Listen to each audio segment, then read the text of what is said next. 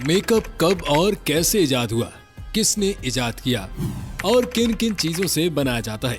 कदीम मिस्री अपनी जिंदगी में क्या कुछ करते थे, क्या खाते थे और अपनी जिंदगी कैसे गुजारते थे। साइंस ने उनकी पुरानी दरियाफ्त शुदा पेंटिंग से तहकीक के बाद बहुत से राजों से पर्दा उठाया है।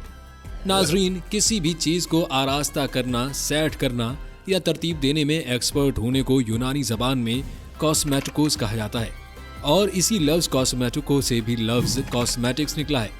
लफ्ज कॉस्मेटिकोस सिर्फ एक लफ्ज नहीं, बल्कि इसका मतलब किसी चीज की हिफाजत करना और सफाई के साथ साथ इंसानी जिस्म के मुख्तलिफ हिस्से यानी स्किन केयर की सेहत भी शामिल है, जैसा कि बाल, नाखून और आंखें। लेकिन कदीम मिस्रियों के लिए खूबसूरती और मेकअप आम रूटीन की जिंदगी के सादा पहलुओं से बढ़ के कुछ थे। मतलब कि ये लोग इन चीजों को अपनी